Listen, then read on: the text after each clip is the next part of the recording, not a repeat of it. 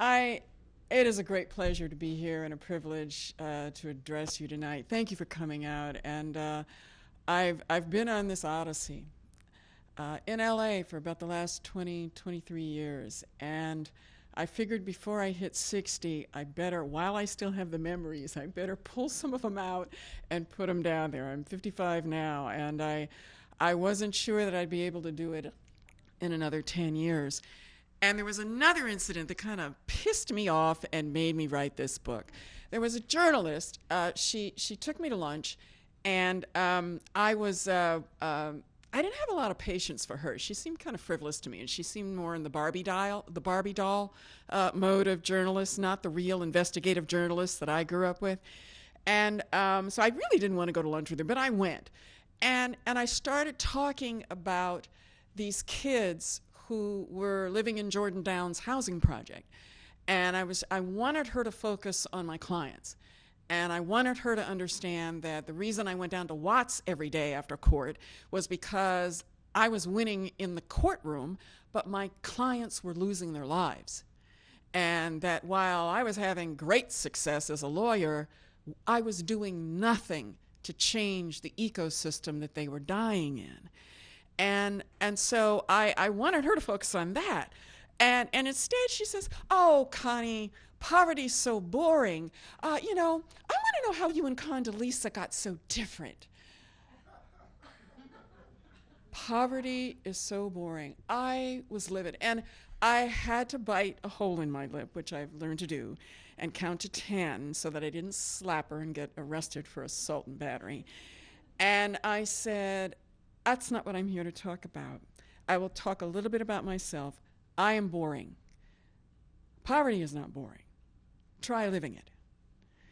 And I realized that we progressive people who think like the Quakers, who think like Martin Luther King Jr., who think like the great progressives and humanists, who think like Gandhi, who do not think like Ayn Rand, who do not think about venal selfishness and greed and self-enrichment. They actually think about community, and they think about helping people who can't or won't take care of themselves.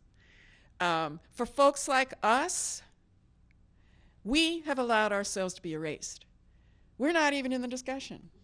They talk about the center. Well, they left out the left. The left is like a bird with a right wing. And I said, that's our fault. We allow these debates to go on, and we allow the terms to be defined so that my clients are out of the picture. They're not even counted in the census anymore. They're not counted in the unemployment statistics. So I wrote this book to explain to my friends and to this journalist who finds poverty boring why ignoring people at the bottom of the economic scale and leaving them at the bottom of the well, as the great late Derek Bell would say. If you leave children to rot in Appalachia or Alaskan reservations or in barrios or ghettos, and you leave them to face danger, and you leave them in an ecosystem where they die young, and they never have a spirit that children have to learn and to grow, they never thrive. They never thrive. If you leave them there, you know what? You and I may be safe now, but as Chief Bratton said, those dangers that metastasize and germinate and grow in an ecosystem of violence, guess what? They germinate dangers that come back at the middle class. We might not see it today, but your grandchildren are going to face it, and your great-grandchildren will face it. And that's what Chief Bratton says. That's what you wonder why. Look at the back of this book. I've got Condi. Of course, my great cousin would give me a blurb. But I also have Chief Bratton, and I have the great retired general. I'm sorry he had to retire. But Stan McChrystal. I love Stan McChrystal. I'm a military kid. He's just like my dad. And we had him out here, and he came out here to assess our gang problem, and he said, you know something? We are germinating an insurrection, an insurgency. And we have allowed what he called a sustained incipient parasitic insurgency to take root here. and it's going to come back at us. And he looked at me and he said, "Girl, what are you doing?" He said, "I'm over in Afghanistan, but you're over here fighting the same thing." He said, "I didn't know this was in our backyard." And it was the same thing that Commander Gann, which is not his real name, but he said I could only tell that story if I didn't use his real name or his real rank. Two great military leaders came out to LA and said that what you're doing in trying to change the villages in which these children are dying, that's the mission, Connie. Stay on it. Don't ever let it go. But on the back, I also have Cornell West and Tavis Smiley. That is a great lineup, you got to admit. So I have to tell you, I don't mean to be so intense. I don't mean to sound like I've lost my meds.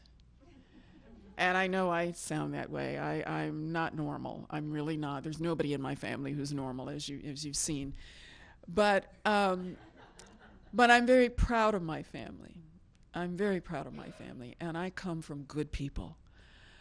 And we have a family culture that today kids would call child abuse, because we weren't allowed to watch television. My mother used to keep this little tiny 1-foot square black and white TV locked up in whatever living room we had moved to, because we moved 17 times in 22 years. But my mom thought that TV was poison, and she thought it would rot our brains. And so she would lock it in the and we were only allowed to watch news. So I grew up on 60 Minutes, and I loved Walter Cronkite, but we were allowed to read and read and read. We learned to read at age 3 and 4.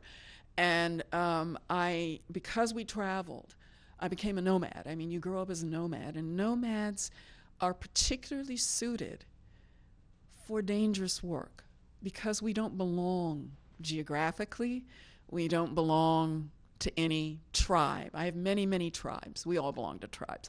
But I don't identify with one single tribe. And I have many tribes, but I don't really belong to any of them.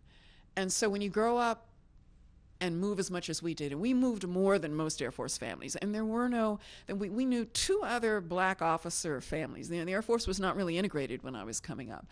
And my dad was one of the few African-American officers, and he was the first liaison to the British Embassy in London. So we grew up in Europe, we grew up in Japan, we grew up in 17 different places in the United States, and grew up a lot in Texas, even graduated from high school in Texas. And the only thing I can say is that I graduated and left Texas, although I do think we need to help Texas. We need to help Texas. We really do. We need to help Texas achieve its aspiration, which is to secede. And I think I need to go help them achieve their aspiration. I have been incredibly privileged to ride on the wings of all of the pioneers before me.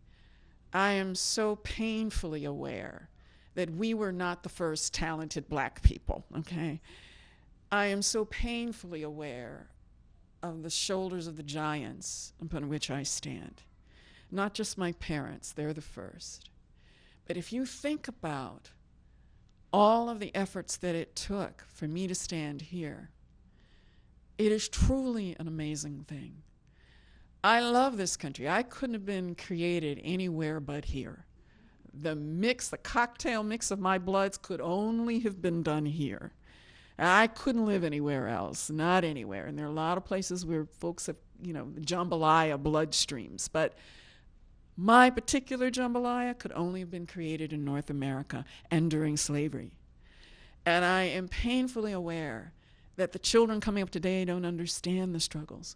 The children that I encountered in Jordan Downs Housing Project right after the riots, the mothers who cussed me out because I had come straight from court in a St. John's suit with more pearls than Barbara Bush. And I took my tin can of a Honda Civic. I have a Colombo theory of cars. The more dented it is, the more it'll be worth it when it's stolen or further dented. I've had 5 windshields bashed out. I keep a terrible car. I now have a Prius, but back then I took my little tin can car, went down the 110, and found the Century Freeway and got off on where Jordan 108th Street. And I went down and I just marched in there because Mercedes Marquez had said, "Connie, Latino families are moving into this African American housing project.